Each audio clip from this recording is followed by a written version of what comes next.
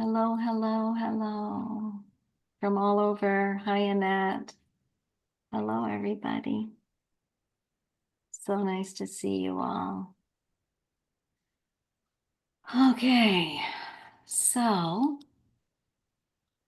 let's start with a kind of grounding. I wanted to share with you actually today that I'm feeling kind of tender, and I'm really happy to be here with all of you. It feels very much like our community. And so I'm grieving because my focusing teacher, so the woman who brought Gendlin's work with the felt sense to Canada, to Toronto, where I live, she died on Tuesday.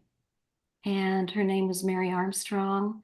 She was my teacher with Jean Gendlin for over 30 years.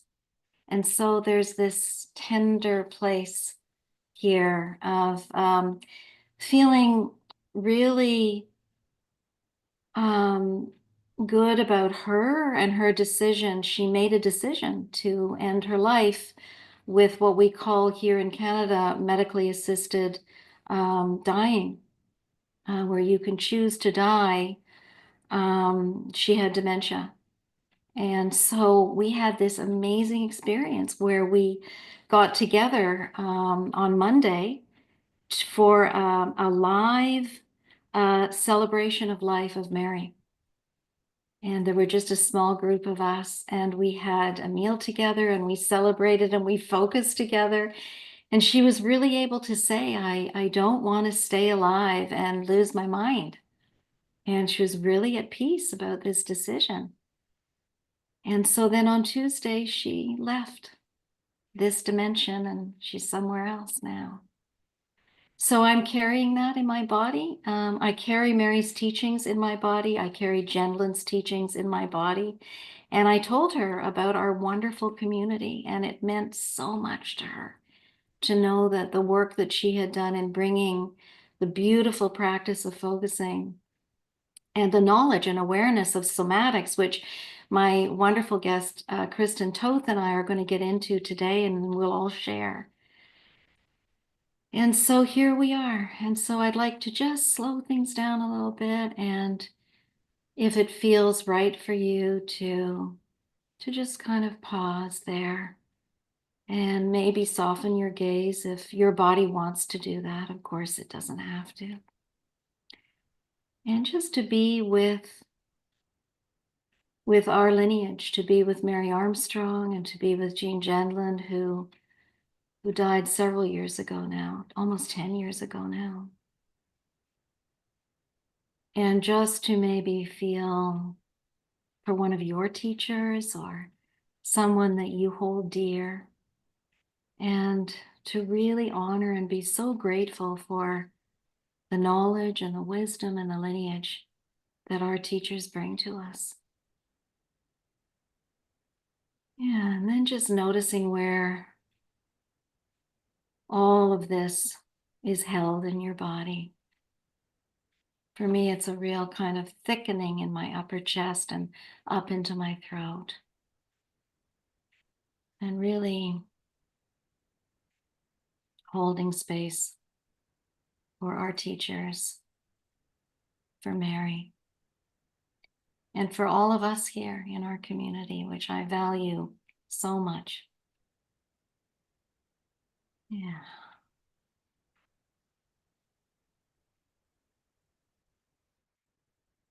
All right, so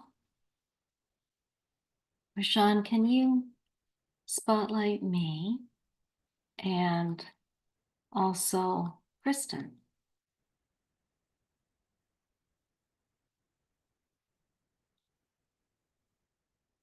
Beautiful. Here we are. Ah, yeah. Hello, Kristen in Florida. Hi, Jan in cooler Canada. but yeah, spring. It's a beautiful spring day. Yeah. So, um, here we are talking about somatics, and we'll practice somatics some more. I hope maybe you'll do a practice for us. Hmm. Yeah. Yeah. And talking about, and your practice as a somatic educator and a coach, right? And how we had a chance to meet because I think, well, you did a somatic practice at Polyvagal Institute on, Yeah. Practices with them a couple times now. yeah, yeah.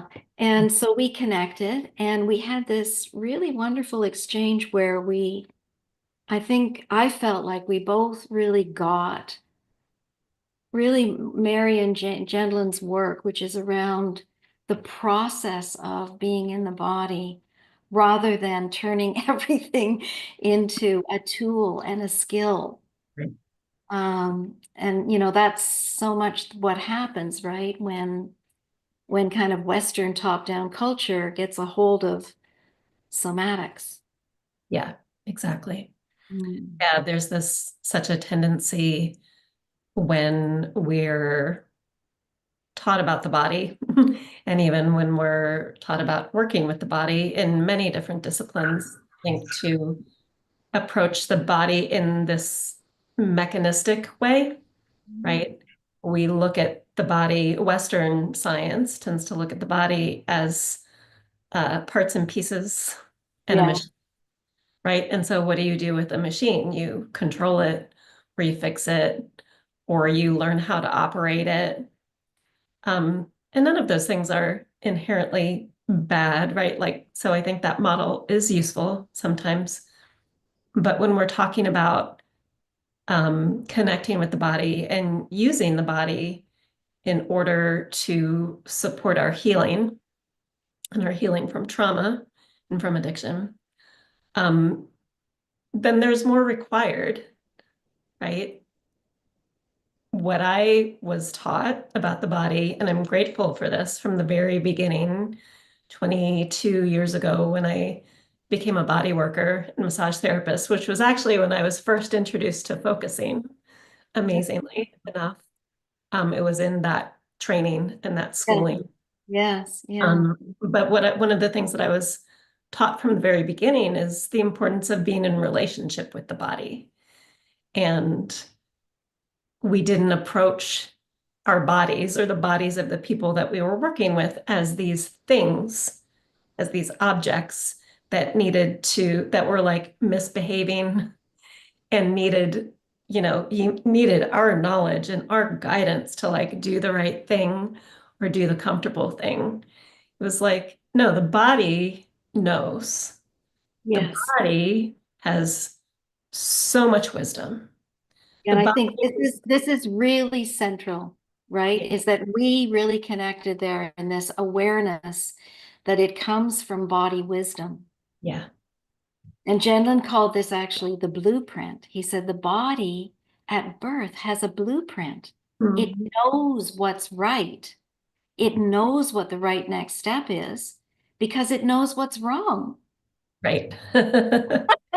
And it does, and we expect to know it, or sometimes I think when we're first learning how to be in relationship with the body or connect with our body in our felt sense experiences, we're looking for the body to like speak to us the Mhm. way that we speak to the body. We're looking for like complete sentences and concepts that make sense to our brain. And we have to learn that that's not the language that the body speaks. Right. It's not the primary language, It's right? The not what, body speaks yeah. in sensation, it speaks in movement, it speaks in temperature, it speaks in metaphor and image and memory and all of these things, right, that comprise what we can call the felt sense.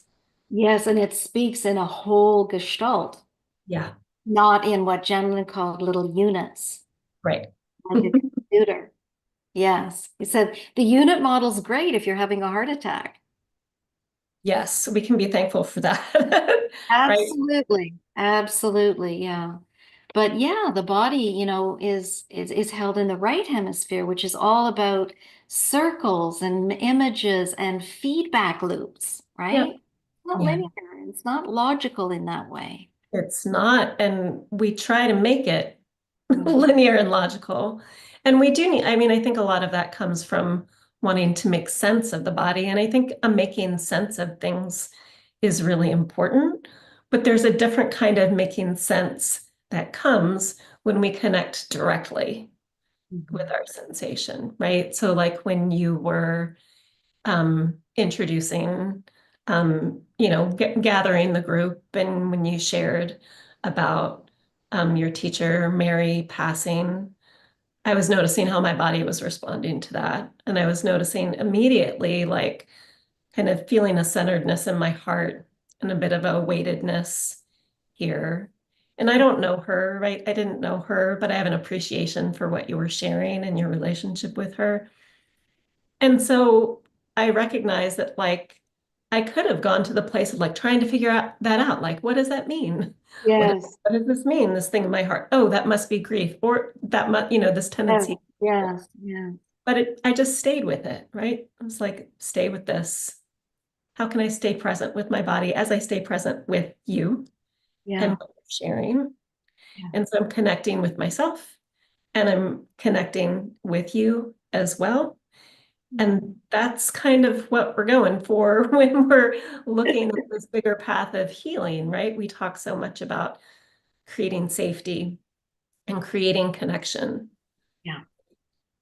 And so when we can feel safe enough Mhm. to sense into our body and connect with our body, sometimes by using somatic practices, embodiment practices, and Mhm. tools, then that opens up so much in terms of possibility, as long as we're doing that in the realm of recognizing the importance of this relationship that's here.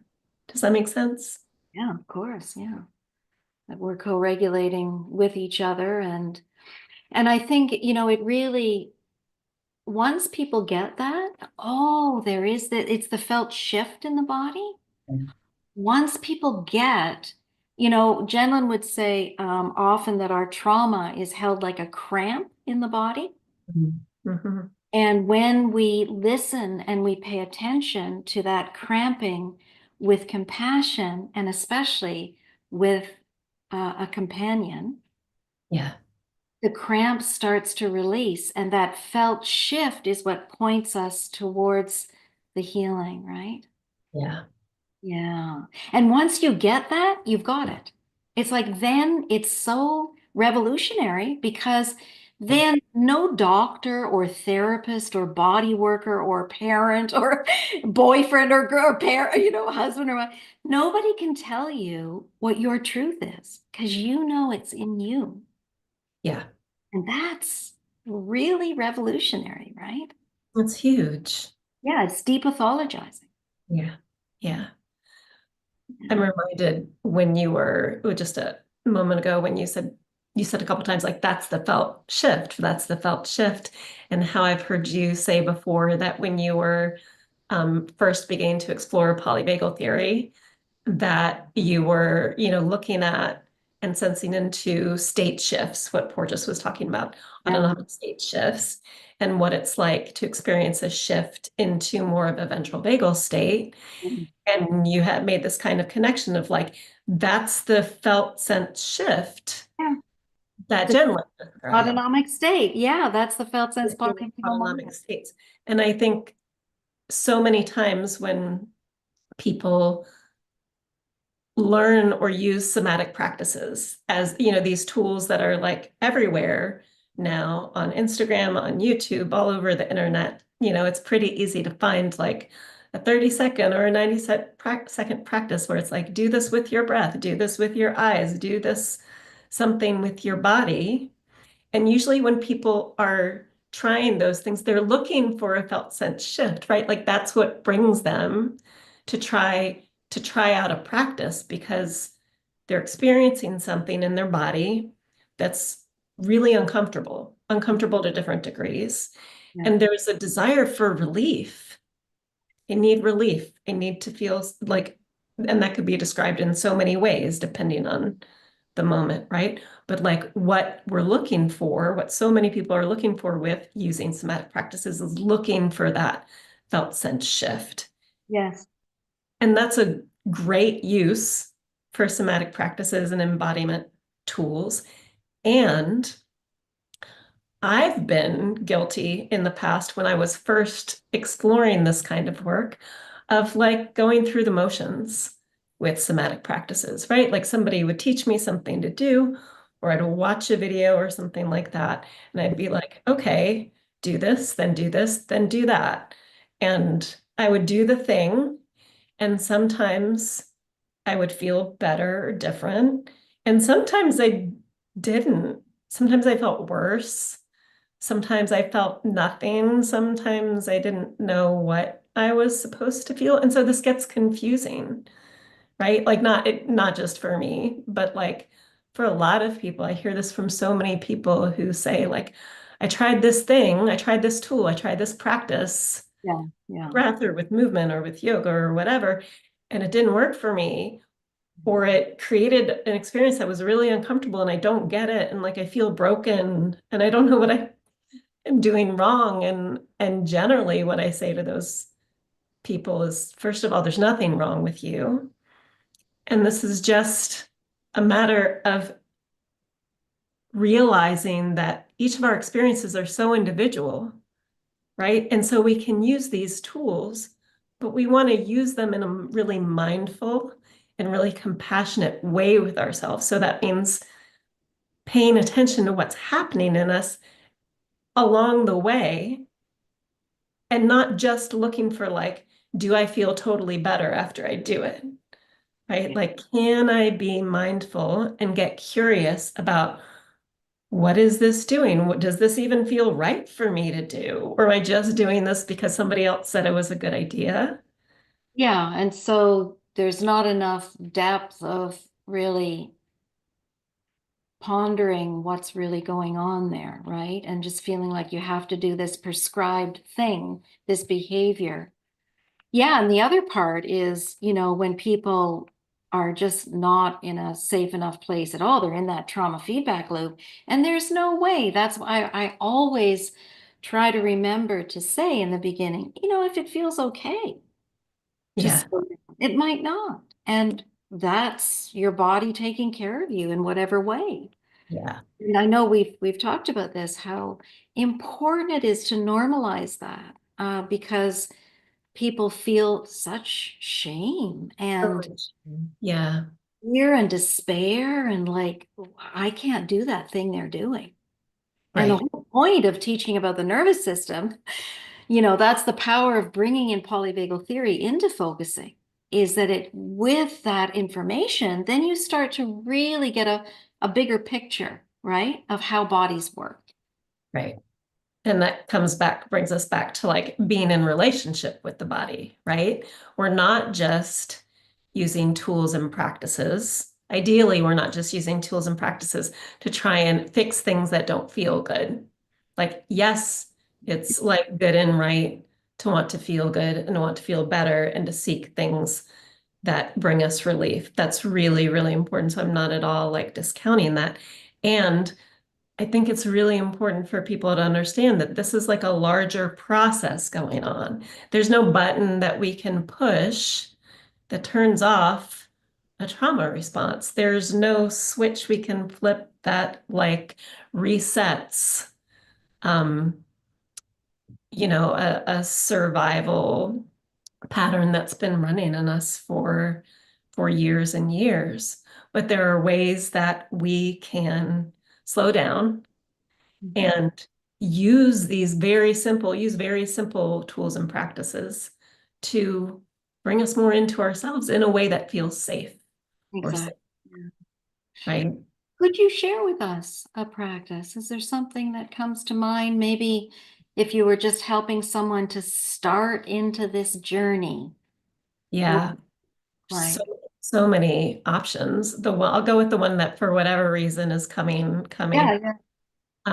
to the forefront of my mind. And that's so there's a lot of somatic practices you can do with the hands. I really like working with the hands Hmm. for a variety of reasons. They're usually pretty accessible to us, and people generally feel comfortable touching their hands or doing things with their hands. Also, when we're dealing with like intense emotions or intense states, oftentimes the places in our body where we experience the most intensity is in our core. Yeah. So it can be really challenging for people to make contact with or turn toward something in their core, like in their chest or their throat or their belly or that sort of thing.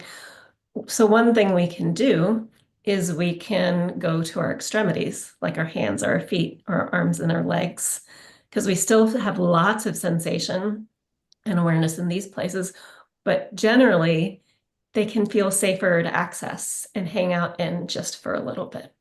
So one thing we could do, we could try, and anybody who's here can begin to try, is just to really slowly let your palms start rubbing over one another. And I'm holding up my hands so you can see them, but you don't have to hold up your hands. You can place them wherever they feel good and comfortable. And you can find a pace that feels right, right? Maybe there's a lot of energy running through you and you're doing more of a faster pace. Right now, this kind of slower pace feels good for me. Mhm.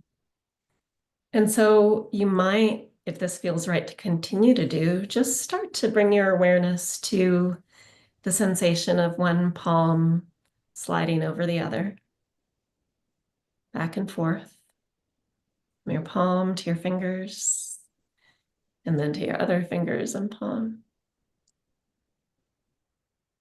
And as you do that, you can notice if your eyes want to be open or closed. Either is okay, right? But they can be resourcing in different ways. Closing your eyes might create more safety and allow you to bring your awareness to any pleasantness from this movement. And opening your eyes might help you feel grounded in the present moment, in this space that's safe enough for you to be trying this out with me. And you can continue this if it feels right, or if you want to pause, stop the movement and see where your hands would like to rest. And for just a moment, see what else is happening in your body or in your experience. After offering that small amount of touch and gentle movement, is there anything that's here and present now that feels in any way safe or good or easy or a little lighter or a little more open? And if there is, you can let your awareness rest there for a moment. And if you're not sure, then you might just bring your awareness back to your hands and see how the palms of your hands feel after having made that contact. Maybe there's something pleasant there, vibration or a sensation.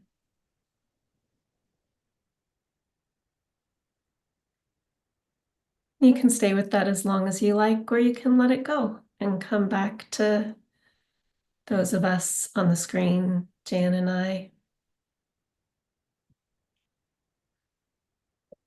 And so when we're doing any sort of somatic practice, which I generally think of as like, here's something we're going to do with the body, right? Either with one of our senses or with gentle movement, um, or with imagination, right? Um, then we get to see how the body responds, and we look for what feels resourcing or good after that practice, right? So we're doing something to send the body a cue of safety, right? If we're talking in polyvagal terms. Mhm. And so gentle touch, brushing sensation is one type of touch that often registers as safe in the body. Mhm. And so when we're offering that to ourselves, then the body's getting the message at some level, our nervous system is getting the message that it's safe enough right now for me to experience this gentle movement and this sensation.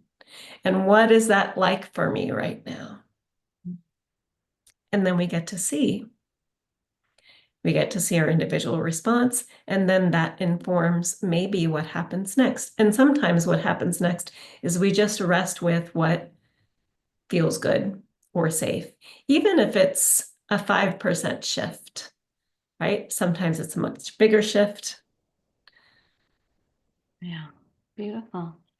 This is similar, very similar to how Jandlin would describe, starting with, in a sense, clearing space, step one in focusing, where we would start with the extremities, and it might be something like the tip of your nose Mhm. or your earlobes that we could bring attention to. He worked a lot with that, suggested that kind of way with chronic pain too. Is there a place in your body that feels okay?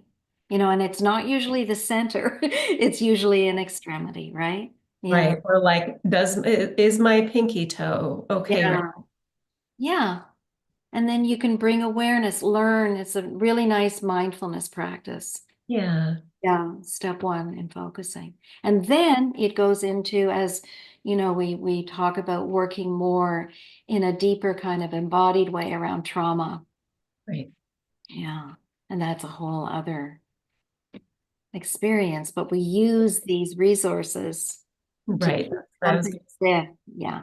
Yeah, it's a whole other experience in one sense. And as we go deeper into the way that trauma is held in the body, then we need to find resource in the body. So sometimes we reach for practices or tools to help us become more present, more safely present with what we're experiencing, so we can stay with it, so we can stay with the person who's guiding us and being with us in that moment, right? So even in those opportunities, we're using tools, yes, to bring a felt shift that feels good, and also to teach our nervous system something new, to teach our nervous system that it's safe enough to stay. Yeah. Yeah. It's safe enough to feel what I'm feeling and to move through what I couldn't move through and integrate before. It's safe enough now. And so many times we have to do that many, many, many, many, many, many times because we know that the nervous system learns from repetition over time. Yeah. And if we've been practicing survival patterns for a very long time for a very good reason, then it takes time to keep teaching our body something new. Yeah. And especially with self-harm and addiction, where we've been practicing that loop, that feedback loop over and over because it's provided some sense of survival.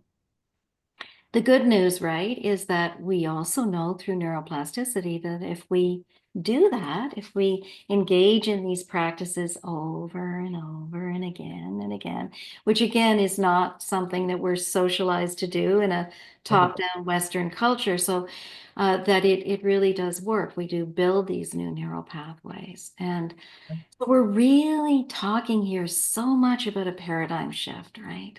Yeah, it's A huge. real paradigm shift into not the top down teach your people these little techniques, Right. tools that you can take away tomorrow and do. Oh, Well, like, so I'm going to interrupt you there for a second because I like that sometimes. Like, it's good to have tools in our pocket that we can pull out in a pinch. yes, It helps feel better. We absolutely. need that, but that's not the whole thing. That's like the tip of the iceberg, Yeah, right? Right? it can get us started. It can get us started. And what you pointed to just a moment ago was the ability of these kinds of practices to build our capacity to work with the neuroplasticity that our brain inherently has and to reshape our nervous system over time. So when I'm teaching about somatic practices to people, we talk about how most people start to reach for or learn about practices body-based practices because they're looking for relief, and that's a great motivation.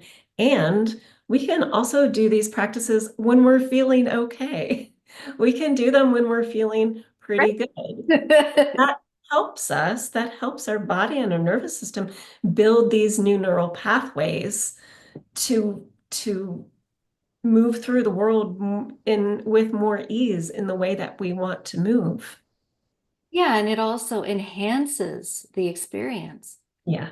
So it deepens into the joy, or it deepens into the fun, or Yeah. whatever that is, the pleasure, or the sense of awe, or whatever that is. Yeah.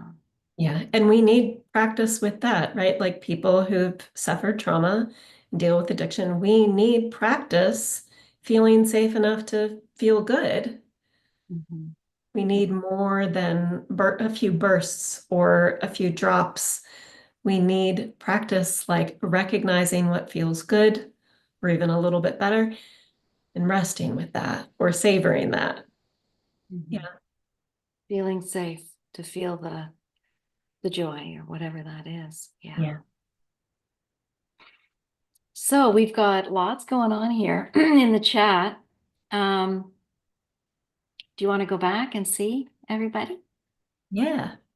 I So, love this format because we can go back to gallery view and say, hello, everybody. And there's like 94 people here showing up live, which is amazing these days. You know, it's really, it really speaks to the community that we have here. It's like amazing, really. I'm so grateful that you're all here. Hi, Elspeth. Hi. Elspeth's in Toronto, so that's kind of special. I get to oh, actually see her in person on Friday night. mhm. Um, all right. So let's look at the chat and hands up. People, don't be shy. Come and talk to us. Any questions? What are your thoughts on not having to formally do a somatic practice, that often our bodies do things naturally? I was so frustrated this afternoon, and I was making my lunch and throwing the ingredients around and shaking my protein shake super hard. I felt that helped move my anger and frustration through my body by allowing it to be there, but whilst also shaking it out. Aren't we quite often somatically practicing naturally? Totally. Yeah, I would say 100,000%. Maybe too much percent. But yeah, this is like going back to the piece about our body knows what to do. Our body knows what it needs. Our body knows the next right thing inherently. And so sometimes when people, so I think having a like more of a formal somatic practice or having a thing that you do, that somebody showed you or led you through can be really helpful when we feel lost at allowing our body to follow its impulses otherwise, right? Like, so if we haven't been in relationship with our body, we don't know how to connect to our body, we don't really know what's going on here, then it can be really helpful to have someone say, okay, try this, and these are all of your options, right? And you have permission to change anything that you want. And sometimes when people have developed a comfort with that and more of a comfort with paying attention to their body and have grown to better attune to their body and to their nervous systems, then they'll find themselves gravitating away from more formal practices and really more frequently letting their body just inform them about what they need to do, what needs to happen in the moment. Is there some spontaneous movement?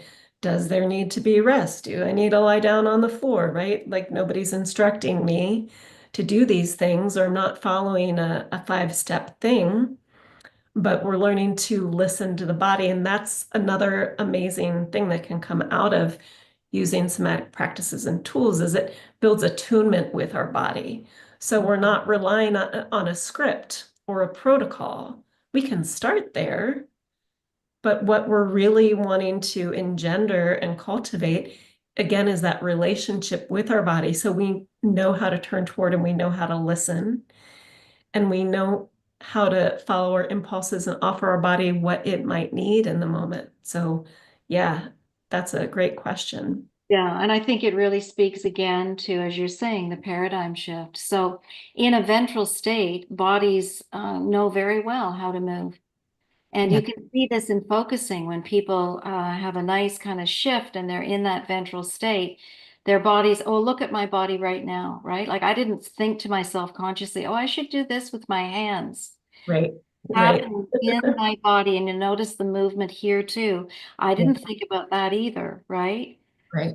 Um, so yeah, bodies are quite capable of unconsciously moving the way, look at you, see how that just happened here. So, and it's so beautiful when you're listening to someone to be able to not mimic their movement, but sometimes even draw attention to it in your focusing practice or when you're with a client and to accentuate it a little bit. You know, I notice something's happening there. Your body's moving. And like, let's just be with that, right? So yeah, that's a wonderful question. Yeah. Anik? Hi. Hi, Hi, where are you? I In live the in Oregon. in Oregon in the blue sky there. It's beautiful. It is beautiful today. I'm just gonna walk over to this bench. So I my question is around when we're turning to practice. And I feel like in the nervous system world, there's like this, maybe, I'm not sure if this is a word, but like villainizing. I think I might have made that word up, but villainizing of sympathetic and dorsal, and like that whenever we're um out of ventral, like to kind of feel better again, and I get it because being in those states doesn't feel pleasant. It's it can feel very intense. um but I notice that for myself, when if I'm holding kind of like a pathological view of those places, and then I'm turning to practice to try to, like, quote unquote, feel better, then I'm kind of hooked into this kind of attachment of, like, I need this to stop or change. And I think that compounds the experience. So I've just been playing with this, like, of course I want to feel better and I want to, like, kind of get back into ventral or have a more embodied sense of, like, safety, but not wanting to be like at war or enemies with my nervous system. So I'm just trying to, like, find that zone of how can I support myself without wanting, like, needing to feel better. Is that making sense? Yeah. So much. Kristen? Yeah. Yeah. Yeah, thank you so much for sharing this. That experience is really real. And I very much agree with you about a lot of talk about the nervous system these days kind of villainizes or demonizes or pathologizes, right? Mm, The like survival states of sympathetic and dorsal. And so, and those states, right, understandably get intense and they get scary when there's not enough ventral in the mix. So it's right. understandable for the times that we want to move out of them and we want to move away from them and we want to feel something better. And there's this piece of compassion that I think Mm, is so key in bringing into our practice that allows that polarization between like good autonomic state and bad autonomic state to soften and mm, shift. Yeah. And so I'm reminded, I may get this quote wrong, but um, there's the work of Kristen Neff and Christopher mm, Gerber on mindful self-compassion. And one thing that she says, or they say, is when we're doing practices, we're not doing them to feel better. We're doing them because I feel bad, right? In mm, other words, like the fact that I'm experiencing discomfort or unease in my body is enough of a reason to offer myself care, mm, offer mhm, myself compassion. So mhm, what happens, like if I'm using somatic practices or embodiment practices, if I'm using those as ways to offer care and presence to my nervous system or to the part of me that is spun out in sympathetic or shut down in dorsal? Can I use these tools to bring care? Mm. Because I deserve that. And my Yeah. nervous system deserves that. And then see what happens. But Or not trying to feel better, but just offering care. I love that. That's beautiful. I mean, the ironic thing is often we do feel somewhat better. Right. Yeah, exactly. Yeah. And we're not trying to get rid of the desire to feel better, because that's Mhm. not wrong either. But we're looking for, and like I feel like what you're articulating was like trying to navigate this place of like, I know it's not binary, but what's the other option? Mhm. Yeah. Yeah. Yeah. Yeah. Thank you. That's helpful. I really like that. Really from a very kind of polyvagal lens, Steve Porges would say all of those states are about survival. Yeah. Mhm. They all provide survival and have adaptive features to what I would say is adaptive features to maladaptive environments, not Mhm. maladaptive people, but they're, Mhm. they're about surviving. And Right. you know, they're paradoxical because on the one hand, yes, they help us to survive. Dissociation and floating and numbing helps us to survive, but only when the environment is unsafe enough that we need that. And then Right. when the environment becomes safe enough and we're stuck in this kind of habitual neuroception, right? The triggered state, then Right. it's a problem. Right. But Right. we say, okay, our bodies, get habituated into those neural pathways. And we all have that kind of default states. And if our default state is a state that's really highly sympathetic or really numbing and dorsal, we have to work hard at our practices. But they're Right. all about survival. Right. What would somebody who's being tortured do if they couldn't dissociate? Right. Yeah. No, I mean, it was so clear to me with those women in the first group I ever did with women who were incest survivors. They were all dissociating. Well, Right. thank goodness they had dissociation. How would Right. they have survived?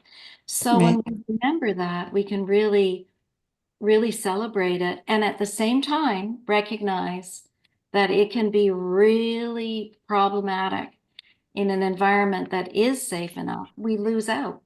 Mhm. Mhm. Yeah. Yeah. Well, that's Very where I think important. that, sorry.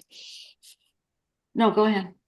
I was just going to say, I think that's where that kind of fine line of, because the survival states, right? There's an intelligence to them, and most likely they had a very important function in a specific time and place. But then when we're, habitually falling back into those, and Yeah. then we start to have this, and understanding of, oh, this isn't serving me now Mhm. when I'm disassociating, when I'm with my husband or whatever. But and then that's where I think for me, that wanting to be like, oh, but I want this to go away, I want this to stop, because and so, but to I think for me it's keeping a footing and compassion is probably the key Mhm. always, with everything.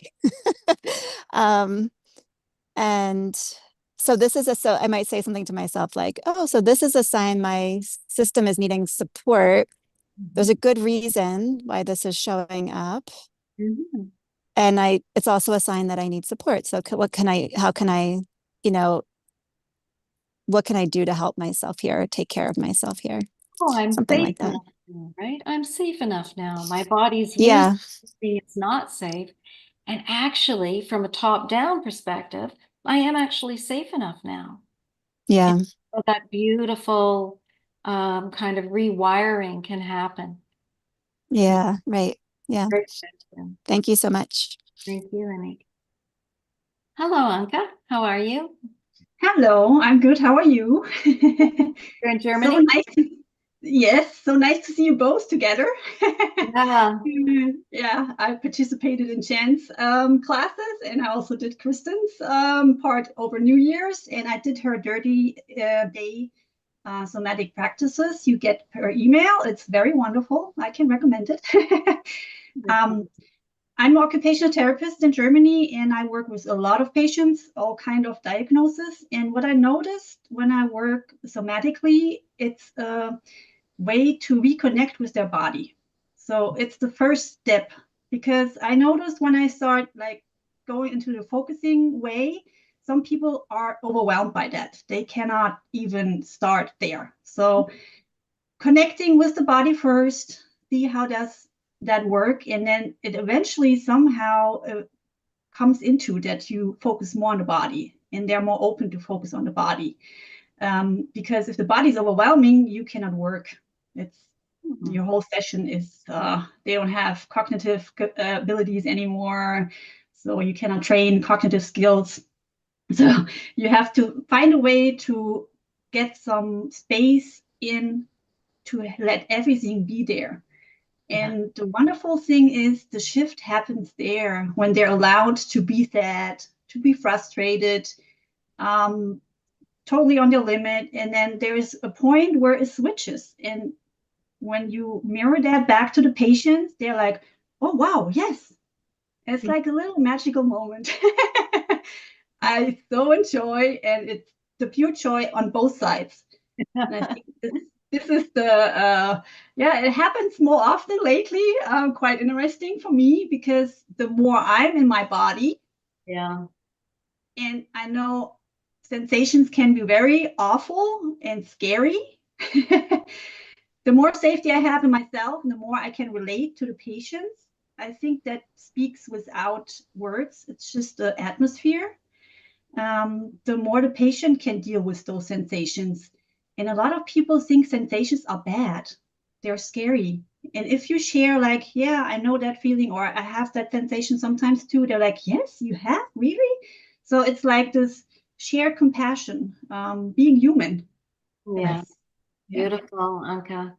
Yeah, that being human and having all that parts coming back to you.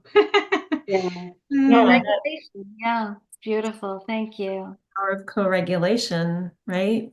Yeah. Yeah, even Thank if you're not that well that day, it's like you have to make that space for the clients or the patients.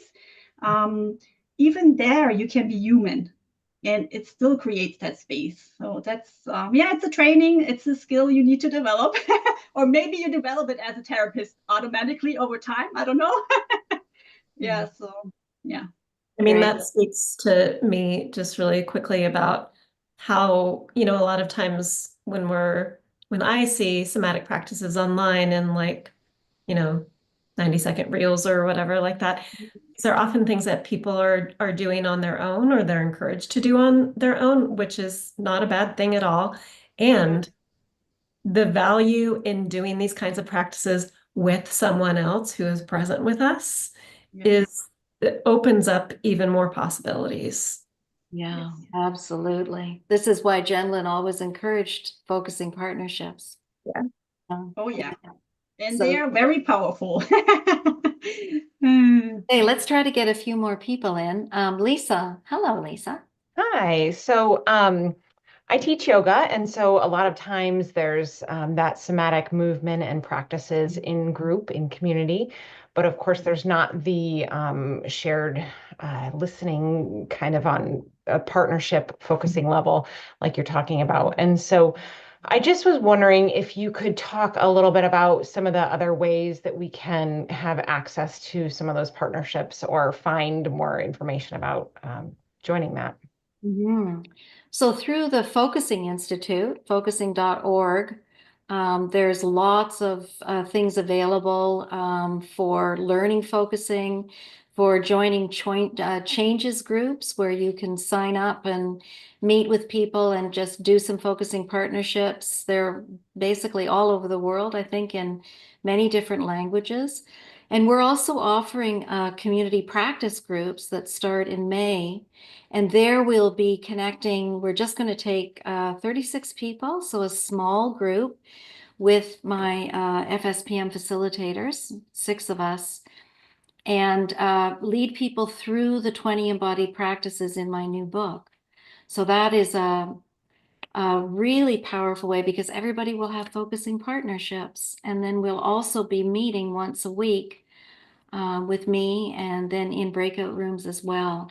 So I'm very excited about that. It's going to be, I think, a really deep and very safe container like we have here, but smaller, where in a partnership context, you move through the practices, starting off very gently and slowly, and then moving into really working on how to make some shifts in behaviors that are both survival strategies in the beginning, but then often become problematic over time.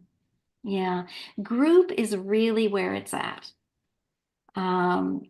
Groups are so powerful. And when I was seeing clients a lot, I always had a women's group. And I always encouraged people who started off individually to eventually get into a group and get into a focusing partnership. And then, they hardly ever needed me anymore because they had each other and they had the group. And sometimes things would come up, for sure, where you need some additional expertise. But this was Gendlin's vision. He wrote this little paper called The Politics of Giving Therapy Away. And, imagine when we have these kinds of focusing partnerships that a lot of you here have, and in my training have developed and have kept for since, we stopped the training, you've kept on these focusing partnerships. So, Kristen, I don't know if you wanted to say anything about that, community practices. Just that I'll second what you said about that's where it's at, right? When we can do this kind of exploration and connecting with our bodies with other human beings who are present with us, it takes it to another level, right? And just naming the reality that not all of us have access to a lot of safe people. Yeah. And that doing work on our own is inevitably part of the journey also.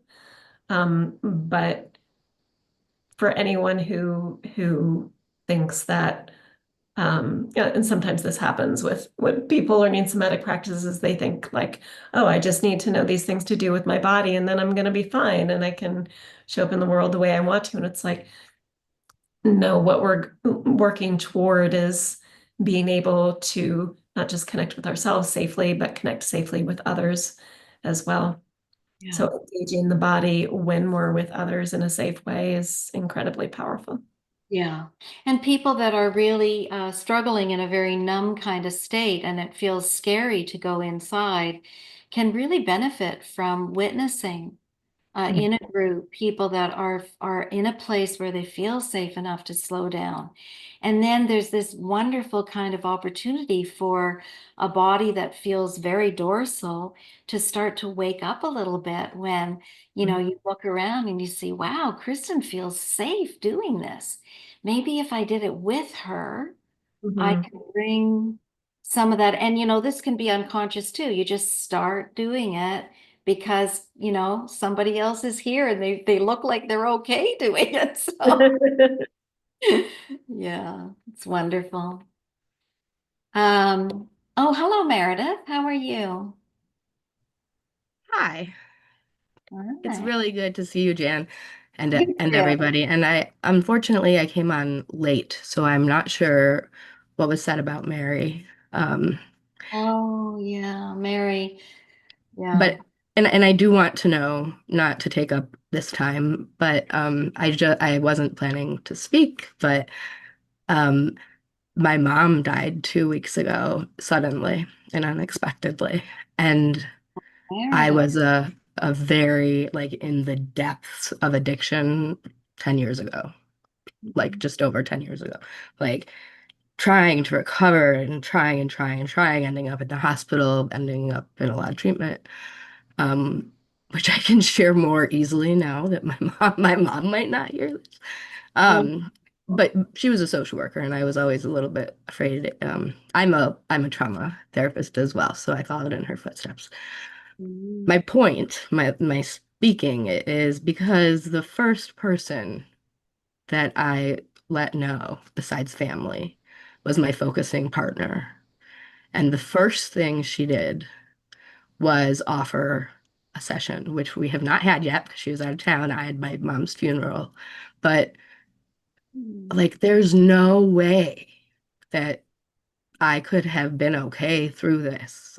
And I knew it, like, previous to somatic work, attachment work, and focusing primarily, where when you first spoke in the polyvagal, in that certification, the whole certification Of course, course, yeah. I could not close my eyes and feel safe. And the focusing partnership has allowed me to get so deep because she's just with me, knowing when I'm moving away from what is really going on as a protective thing, and allowing me to come back to what is safe enough to come back to. And so I'm sharing it a lot because of Mary, and I don't know. And also because focusing has, I mean, I wouldn't be able to get, I just I don't know how I would have been here okay, uh, before focusing and somatic work. And Kristen, you're new to me, but I really loved what you said, and am definitely gonna look into your work. So Yeah, absolutely. Kristen thank you got so much, the Dan. same lineage of coming into and trusting the body. Yeah. And thank you, Meredith. And it's true. The focusing partnerships are incredible. Yeah. And I'm so sorry for you. Mary died on Tuesday, so I was sharing with people that Mary was my mother too, in a different kind of way. She was my good mother. Yeah, absolutely. Yeah.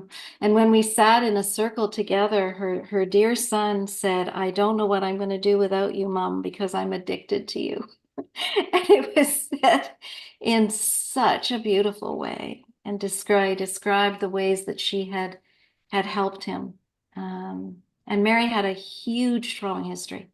She was an incest survivor. She was 3 years old. It's all in her book. I'm not saying anything that isn't published, but I would encourage you to read it because it's not an easy read, but it's a story about not just surviving, but really thriving. And it has a history, with she talks about Jenlin and the Center for Focusing, which is where I trained with her. So these things are so important, right? Who wants to build empires? Like, no, this is all about sharing and lifting each other up and really supporting the wonders of each other's work. And I love that about Kristen, and I love that about Ariel Schwartz and I. We really have that sense of Lula Benz. There's just a number of people that you can just feel that energy of co-regulation. It's wonderful. Yeah. Well, we'll say hello, Eric. Hello, and then we have to go. But hello. I just got a quick thing. Yeah. Masha Gessen is a Russian American journalist, um, very brilliant, and in connection with the universities in the States and their struggle with the administration in Washington, says that there's a solution. This is in direct connection with what you just said, that they can, and she's not a naive person or anything, but she said they could, they could prioritize learning over empire. Actually, it's interesting you said empire. So, because they've got uh, whatever they call it, a capital fund, of tens of, it's big money. And the priority for the universities actually is financial stability and so on and so forth. So she's just saying, get into spreading learning around. And she cites some uh, people who have gotten into that, underground universities and communist in Yeah. Yeah. dictatorship countries, all kinds of things. So she's a pretty simple solution. It should be okay. And it's exactly what you just said, but it's to do with university instruction. So I couldn't Beautiful. help but throw that into the mix there. Well, thank you, That Eric. was in the New York Times. Beautiful.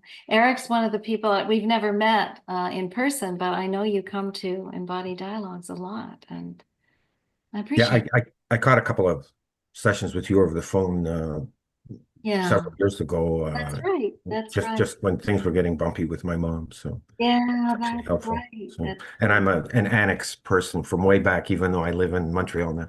Oh, yeah. You know, one of the things about knowing so many people is it's hard to keep everything together. Yeah, And yeah. that's kind of weird when you write a book and start doing things and you know, people know you and you don't know them. It's a bit weird, but if you can bear with me, I do remember now that you say that. I totally remember the whole thing. Well, thank you, everybody, and I feel grateful for our community. It helps to be with Mary and to celebrate. And I can feel all of you here. And thank you, Kristen. It was wonderful to have you, especially today. What a perfect guest for today, right? Because we could really be in the body and really appreciate the blueprint of the body, right? I'm going to write something about that. That's gentleman, and we'll bring that in to bodies know the right next step if you give them what they need. Yeah. Thank you so much for having me, Jan, and thanks to everybody for Kristen, is there welcoming. anything that you want to point people to that you're doing soon and want to put any links in the chat or anything? I can put the link to my website in the chat Yeah, of course. if I can figure out how to use my fingers for a moment. Yeah, back and forth. All right. So I think next month we have Sean Inderbitson, I think. We had to change the date, so we'll get that up soon. We've got lots of great people coming up. I keep meeting great people and asking them to come. And they're always, you know, so happy to do so, to share, right? And it's great that we can do it for free. It's important. But we can't do everything for free. Please understand that. All right. Thank you so much, everybody. See you next, well, I'll see you the beginning of June because next month in May, I'm going to the UK. I'll be speaking at the Hazel Forums on Addiction in London. And then with Patrick McTeer in the Friendly Circle Berlin, who we've had on Embodied Dialogues. He has a really great conference coming up in Dublin on addiction. And I'll be there with C. Sykes, who we've had on. And I think Dick Schwartz is going to do a kind of a Zoom in there. And who else is coming? Jamie Marish, I think, is coming. But it looks like it's going to be fabulous in Dublin. So come and join us. It's live, which will be amazing too. And Okay. I'll share something just really quick that on my website, since we were talking about free resources, Yeah. I do a free somatic practice class a couple times a month on Zoom. And anybody who wants to join is welcome to sign up for it. If you go to my website, then there's a tab at the top that says free classes. There's information about it there. Wonderful. So, Fabulous. yeah. Check my website for when it is in Dublin. I forget now, but it's, I think, the third weekend in May. Okay, everyone. Thank you. Thank you. Take good care. Be safe and well. Take care of yourselves. And we'll see you beginning of June, I think. Okay. Bye.